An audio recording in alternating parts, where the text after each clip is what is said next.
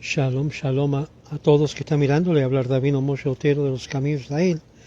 En esta tarde voy a tocar un tema bastante, posiblemente controversial para el mundo en el cual vivimos, pero un tema que es necesario escuchar de la perspectiva judía, bíblica, y es en sí lo que es la eutanasia, genocidio y la homosexualidad.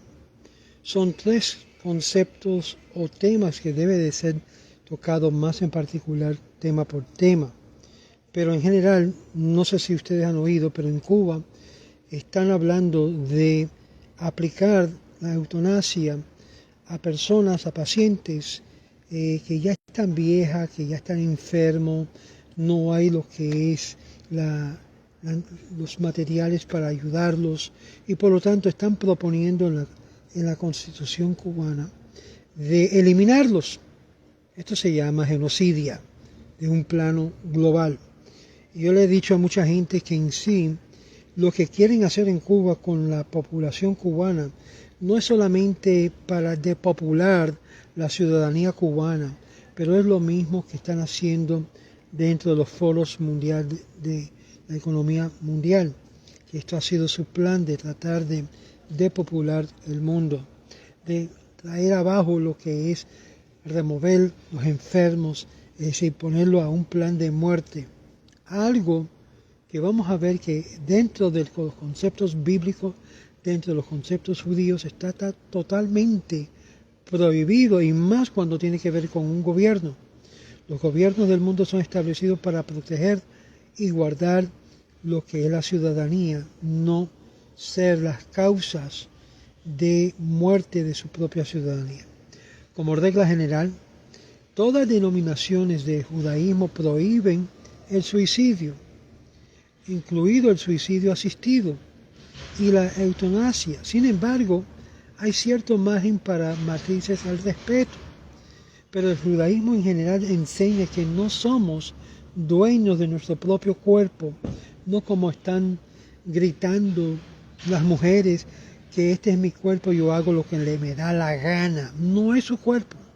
Ese es el error número uno, ambos espiritual y realísticamente hablando. Nuestros cuerpos pertenecen a Dios y no tenemos el derecho de destruirlo y menos hacer daño a ella. Además, nuestras vidas no son simplemente necesarias para fines utilitarios. Cada persona es sagrada y ha sido creada a la imagen de Dios y por lo tanto la vida tiene un valor independientemente de su calidad o utilidad relativa. No solo la vida humana en sí misma es sagrada, sino que cada momento de la vida se valora y por lo tanto exige la obligación de intentar salvar toda la vida, independientemente en cuánto tiempo se queda de vida a una persona. Por eso aquellos que promueven lo que es remover la vida del vientre de una mujer ya en un estado avanzado, está cometiendo lo mismo de lo que estamos hablando, que es destruir una vida. La Mishnah en capítulo 4 de Sanhedrin explica: fue por esta la razón que Adán fue creado primero como una sola persona, para enseñarnos que cualquiera que destruya una vida es considerado por las Escrituras que ha destruido un mundo entero, y quien salva una vida es como si salvara un mundo entero. Debido a la creencia de que Dios nos pertenece y que por tanto tenemos una autonomía limitada, y al fallo de Maimónides en Hilchot Rotzeach, capítulo 2, verso 7, de que un asesino puede ser castigado con la penalidad de capital, ya sea que haya matado a un individuo sano o una persona enferma al borde del abismo de muerte, o incluso de una persona moribunda. La ley judía prohíbe la mayoría de las formas de daño corporal, suicidio asistido, y la ley judía también prohíbe la eutanasia, el suicidio asistido por un médico, que en tal caso, hablando del Estado, sería puesto a las manos de los médicos de quitar la vida de aquellos que están moribundos. De hecho, incluso la eutanasia pasiva, en lo que tiene que ver con medios, no quitan la vida al paciente, sino que simplemente lo dejan morir, y a veces está prohibido cuando implica la omisión de ciertos procedimientos terapéuticos, la suspensión de medicamentos, ya que los médicos están acusados de prolongando la vida. No solo todos los rabinos prohíben el suicidio asistido por un médico, sino a veces ayuda médica para morir, sino que el que comete movimientos conservadores sobre la ley, estándares judíos, ha validado la oposición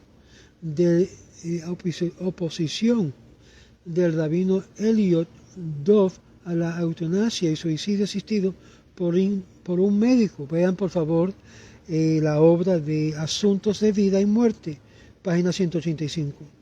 Aunque el judaísmo reformista otorga a sus seguidores mucho más autonomía personal para la toma de decisiones que otras denominaciones y las conferencias reformistas de rabinos americanos, ha emitido una respuesta sobre el dicho sobre el tratamiento de los enfermos terminales, en la que prohíbe la eutanasia, aunque hay rabinos reformistas individuales que han defendido el suicidio asistido, sin embargo queda todavía prohibido.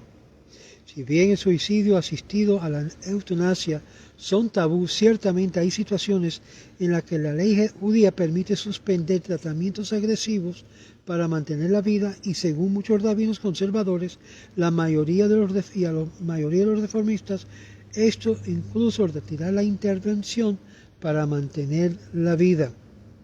Además, aunque la mayoría de los rabinos prohíben el suicidio asistido por un médico, aún es posible sentir compasión por el sufrimiento de las personas con enfermedades terminales que contemplan tal decisión sin respaldarla ni tolerarla.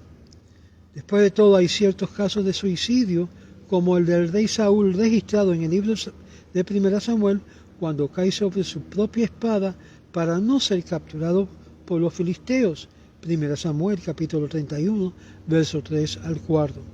Que la ley judía no respalda, pero ofrece simpatía y permite prácticas tradicionales de entierros y duelo. Si desea obtener más información sobre este tema, me puede escribir directamente a rabbiotero@yahoo.com.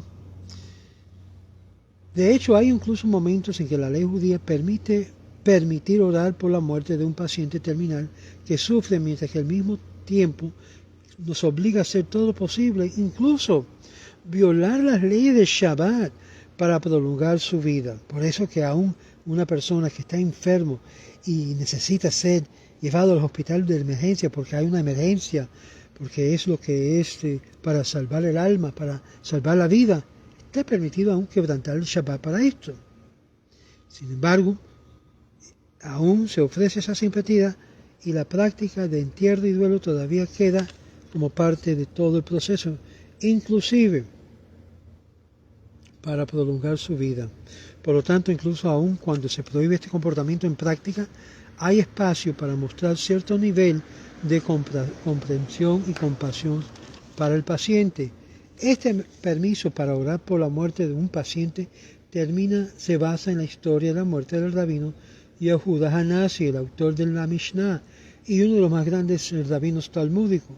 Vea, por favor, el Talmud que tuvo el 104a, que nos dice que mientras agonizaba en su cama, la sirvienta del rabino Yehuda Hanasi ascendió al techo y dijo: los reinos superiores solicitan la presencia del rabino Yehuda Hanasi, y los reinos inferiores solicitan la presencia del rabino Yehuda Hanasi. Que sea la voluntad de Dios que los mundos inferiores impongan su voluntad a los mundos superiores. Sin embargo, cuando vio cuántas veces él entraba al baño, se quitaba las filacterías para luego salir y volver a ponerlo, como padecía su enfermedad intestinal, dijo que sea la voluntad de Dios que la parte superior de los mundos deberían poner su voluntad a los mundos inferiores. Los sabios, mientras tanto, no guardaban silencio, es decir, no se abstendrán de suplicar misericordia para el rabino Yehuda Hanasi que no muriera. Entonces tomó una jarra y la arrojó desde el techo al suelo. Debido al ruido repentino, los sabios guardaron silencio por un momento y se abstuvieron de suplicar misericordia, y el rabino Yehuda Hanasi murió. En este texto vemos, aunque la mayoría de las autoridades rabínicas no recomiendan suicidio asistido por un médico, podemos tener compasión por el sufrimiento de un paciente moribundo. Debemos hacer todo lo posible para prolongar la vida, pero no hacer nada para prolongar la muerte. Como podemos mantener vivo a un paciente, debemos de hacerlo a menos de que el beneficio de tales acciones se vea contrarrestado por el hecho de que causan dolor y sufrimientos externos. En este punto, el judaísmo permite una respuesta compasiva de permitir que el proceso de muerte ocurra sin cuidados paliativos apropiados. Si esto es lo que el paciente o sus sustitutos desea y su rabino ha determinado en consecuencia para ese caso específico. Regístrese por un viaje a través de lo que es el duelo y el luto, que he escrito y he hecho un video en completo sobre las leyes de duelo y luto, y se haya perdido un ser querido recientemente, simplemente quiere aprender conceptos básicos de estos rituales, visita nuestra página de YouTube y de esta forma lo logrará.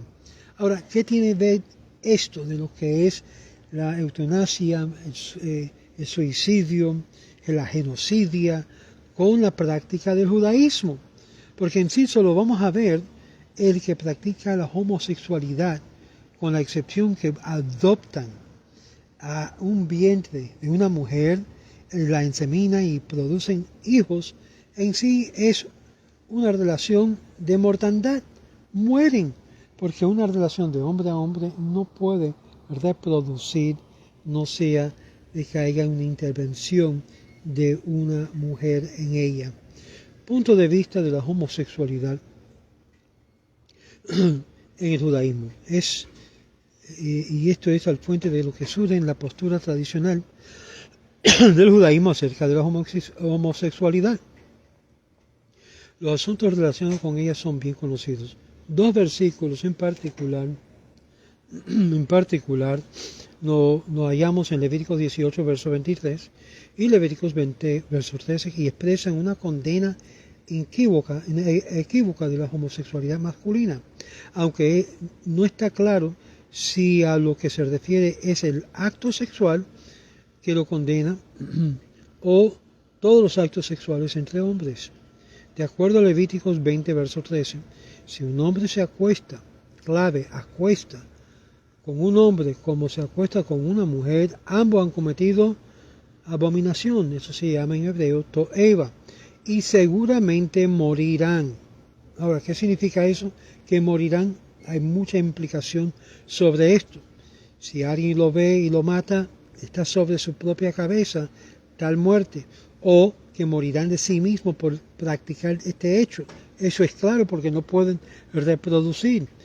Pero la Torah dice, su sangre caerá sobre ellos, es decir, no será la culpa de nadie más que ellos mismos que lo están practicando. Como es evidente por su lenguaje, la prohibición bíblica no se extiende a los actos homosexuales femeninos, aunque los comentaristas posteriores desaprobaron el lesbianismo basado en las prácticas de los emoritas, algo que también fue prohibido. Una fuente rabínica asocia la homosexualidad femenina con las actividades de los egipcios, los cananeos, los emoritas, de las cuales se supone que los judíos deben abstenerse. Otras autoridades describen el lesbianismo como lascivio, promiscuo, pero no lo consideran una ofensa capital, solo la homosexualidad.